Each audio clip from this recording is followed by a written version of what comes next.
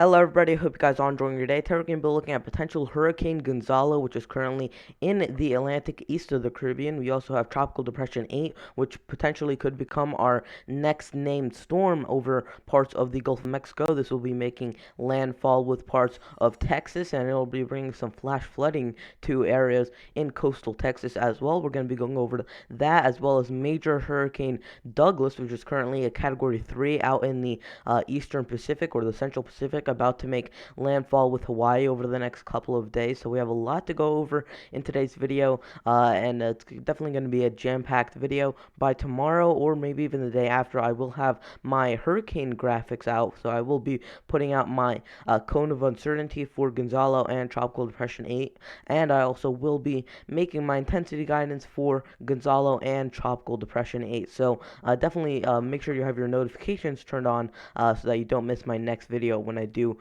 issue those. So here is your current National Weather Service page. Heat advisories for parts of the Northeast and the Mid-Atlantic. We also have some excessive heat warnings and some heat advisories for parts of the Northern Plains. We already have some tropical storm warnings and tropical storm watches in effect for parts south of Louisiana and Mississippi, and also south of Texas. And we even have some of those counties in Texas actually have a tropical storm watch in effect currently. We have some flood watches in effect for parts of Arizona. That's mainly due to some monsoon rain showers moving throughout that area. And then we also have some red flag warnings scattered throughout parts of the Rockies. So here is your current 5-day graphical outlook from the National Hurricane Center. We have Gonzalo there east of the Lesser Antilles, and then south of Louisiana currently we have Tropical Depression 8, which is soon going to be making landfall with Texas there. So here is your 5-day graphical outlook for the Eastern Pacific. Let's go from east to west. We have a disturbance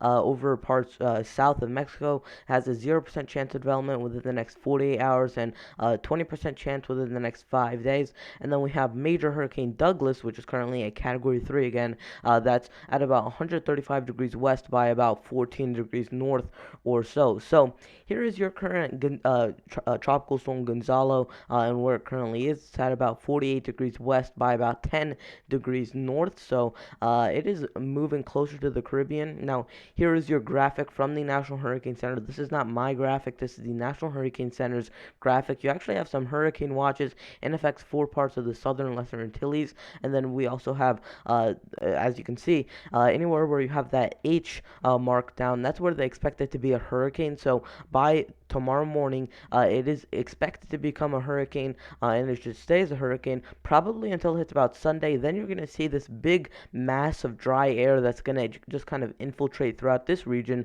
and it also will bring some higher wind shear. That'll kind of disorganize this system, but once it heads out of that region, assuming it does head out of that region eventually, it will most likely re-strengthen as you have those very, very warm waters out throughout the Gulf of Mexico and also into the Western Caribbean. So this is definitely a very interesting storm, and it is probably going to be a very long-lived storm as well. So here are your key messages for Tropical Storm Gonzalo. You can find these on the National Hurricane Center's website, which is hurricanes.gov, or you can also just pause the video here and read them. I'm not going to go read them right now, but you can definitely pause the video or go to their website if you are interested in reading that. So here's your model track guidance, and you see most of these models have it passing through parts of the Lesser Antilles, moving south of Puerto Rico into parts of the Dominican Republic and south of Haiti for most of these models. Then it looks like you might have a landfall with Jamaica, some of these models are showing, and then it'll move south of Cuba there, and then it should move potentially into the Gulf of Mexico, or it might even curve up the East Coast. We'll have to see about that, but that is a bit farther out in time. Now, here is your GFS tracks, and most of these have it going into the Gulf of Mexico because these do go a little bit further out. But where it does go exactly in the Gulf of Mexico, still something that we don't have too much clarity on. Now, here is your Canadian ensemble model forecast, and these are really the only ones that show potential signs of this curving up the East Coast. Now, we also have most of these models that do go far enough out bring this to the Gulf of Mexico, and also behind the storm is going to be potentially even a stronger wave, or a tropical wave that potentially could be even stronger than this. And I actually talked about that, I believe, in my last video or maybe the video before that. So I'll definitely be a little interested in whether that does develop as well. Now, here is your current or your past wind field. Now, we did have some tropical storm force winds right along 10 degrees north, but it's really a very isolated storm, and you'll see that in a satellite picture that I'll show you in just a little bit. So here is your arrival time of those tropical storm force wind speeds, and you see we have probably by about Saturday morning is when the parts of the Lesser Antilles will start to get impacted with those winds, tropical storm force wind speeds, and then Jamaica most likely will be impacted probably by Monday afternoon into Tuesday morning, and then we'll have to see about whether it hits potentially Cuba or if it moves up the Gulf of Mexico. So here is your 50 knot wind speed, 58 miles per hour, and you see again a direct impact with the Lesser Antilles there. Now here's your model intensity guidance for this storm, and this is a very high chance that this becomes a Category 1 hurricane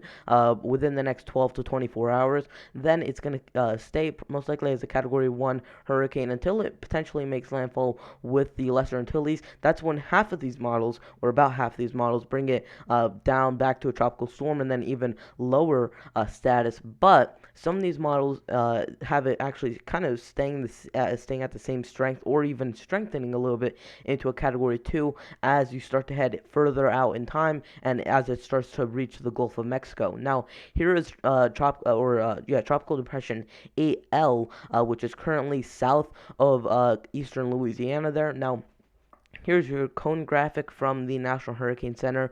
Currently, it is expected to become a tropical storm by about Friday morning and stays a tropical storm until about Saturday morning as it makes landfall with southern Texas. We are also expecting tropical storm impacts. That's why you have some tropical storm watches in effect for parts of coastal Texas. And you do see probably by about Saturday morning is when you're starting to see those impacts from this storm in over parts of Texas. So here is your key messages for Tropical Depression 8. Again, I'm not going to read this, but you can also find this at hurricanes.gov, or you can just pause the video right here and read them if you are interested. Now, here is your model track guidance for the storm, and most of them have pretty much the same story, impacting parts of south central Texas, probably by about the 48 to 72 hour time frame. Now, here is the GFS ensemble models, and you see pretty much the same thing, but these are actually a little bit further to the south than the main model track guidance. Now, here's your GEPS storm tracks, and these are a little bit more all over the place, and this is your Canadian ensemble models. Now, here's your tropical storm force wind speed probabilities as well as your timing, and again, sometime by Saturday morning or Friday afternoon, you're most likely going to be seeing your wind speed probabilities or your tropical storm force wind speed impacts, and we have about a 20 to 30% chance of that. Here are your very slight chances of seeing 58 mile per hour wind speeds, and we have about a 5 to 10% chance of that. Now, here's your model intensity guidance, and you see we have this most likely becoming, give it about a 75% chance of becoming a tropical storm, and then it will stay as a tropical storm probably for about 24 to maybe 36 hours.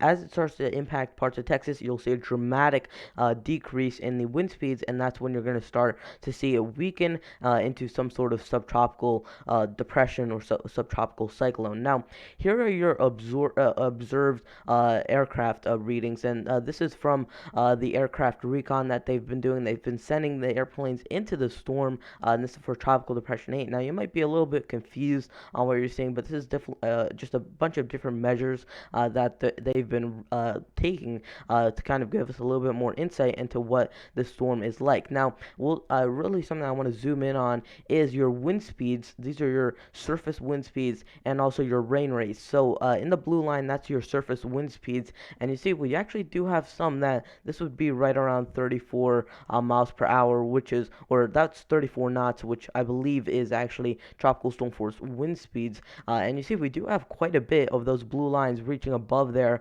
and that would indicate that we most likely have a tropical storm. Now, whether the National Hurricane Center will designate it as a tropical storm within the next couple of hours, as they do their 2 p.m. update, and they'll also do a 5 p.m. update and a 8 p.m. update. We'll see if they actually do update this into a tropical storm. Definitely go to the National Hurricane Center's page for the latest up-to-date information. Now, here's your observations, and this is just showing you where they actually went through the storm, and they actually went right through the eye of the storm, at least the low pressure center, and then they also went to the southern and the southwestern side of the storm, where they actually found those tropical storm force wind speeds. Now, here are your risks of flash flooding over the next 3 days, and you see we have a 10% chance throughout parts of southern Louisiana and southern Texas over the next couple of days. Now, here's your rainfall from Tropical Depression 8 from the Weather Prediction Center, and they are showing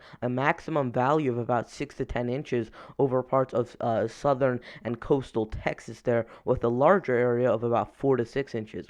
Now, here is your European ensemble model forecast in terms of the rainfall, and anywhere in those oranges and reds, that's where you're looking at anywhere between an inch and a half to about 5 inches of rainfall in those darker reds. And you see we do have some of those 3 to 4 inch amounts coming onto the shore of Louisiana and Texas there. So here is your sea surface temperature anomalies, and this is just to show you that we do have a quite favorable environment here, and we have very, very warm sea surface temperatures over the Atlantic, over pretty much the entire Atlantic, especially where these two storms are tracking through. Now, here are your actual temperatures, and usually you want just 26 degrees Celsius sea surface temperatures, that's 80 degrees Fahrenheit, and that will support a tropical storm or even a hurricane, but we are well above that number. We're almost seeing 90 to 91 degree Fahrenheit sea surface temperature. So that is very, very warm for this time of year. Now, also let's take a look at the satellite images for these storms. Now, we'll take a look at the Atlantic first. Now, here is currently where Tropical Storm Gonzalo is, and it's right around here. So you can see how small that storm is, and it's very, very small for a storm of this magnitude. So anywhere that this storm has a potential of impacting, it's not going to be that whole area that's in that cone. It's most likely just going to be a small, maybe 100-mile radius of the storm that will be impacted with the tropical storm force wind speeds. Now, here's your big disturbance that's out in the Gulf of Mexico. That is Tropical Depression 8, potentially our next tropical storm. And you see that's going to start heading to the west, and that is much, much bigger than Tropical Storm Gonzalo. So here is current major hurricane Douglas, which is currently in the eastern Pacific. Now, here's that satellite loop of that, and that is a very, very well-defined storm, and you can definitely pick out the eye of that storm. So it is a very, very nice-looking storm, and it is also very, very well-defined. Now, here is your official graphic from the National Hurricane Center. Currently, it is a major hurricane, and it is expected to stay as a major hurricane until about the early morning hours on Friday, and then by about Sunday morning, that's when it's starting to impact Hawaii as potentially a hurricane, most likely a weak Category 1 hurricane. We currently have a wind extent of hurricane wind speeds right around the core of this hurricane, and then tropical storm force wind speeds a little bit farther out. Now, here is your key messages for Douglas, and again, you can pause the video or go to the National Hurricane Center website if you do want to read these. Now, here is your model track guidance, and you see most of these hitting parts of central or southern Hawaii there. Now, here's your GFS storm tracks, and you see pretty much the same story, and the same with the Canadian ensemble models. Now, here is your wind speeds, or your past observed wind speeds, and you see we did have some hurricane force wind speeds, and then we also had a larger area of tropical storm force wind speeds. Here are your here are your probabilities of seeing some of those tropical storm force wind speeds, and the earliest reasonable arrival time of those.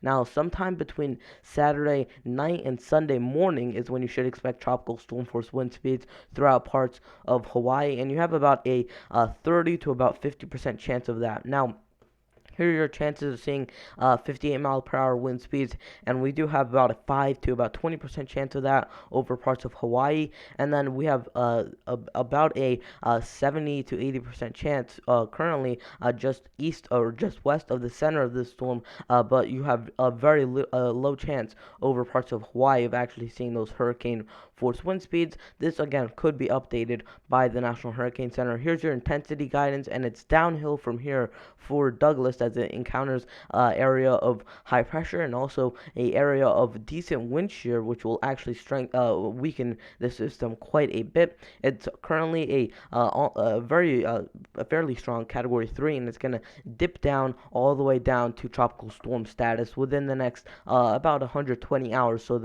within the next 5 days. Now, that is going to wrap it up for today's video. It was a bit of a longer one, and I do apologize for that, but we did have a lot to cover. Again, tomorrow I'm going to be putting out my hurricane graphics, so make sure you are having your notifications turned on so you don't miss out when I do upload the next video. Probably by tomorrow I'll have those graphics out, or again maybe the day after if nothing really too major has changed. So again, that is going to wrap it up, and I'll see you guys in the next video. Goodbye.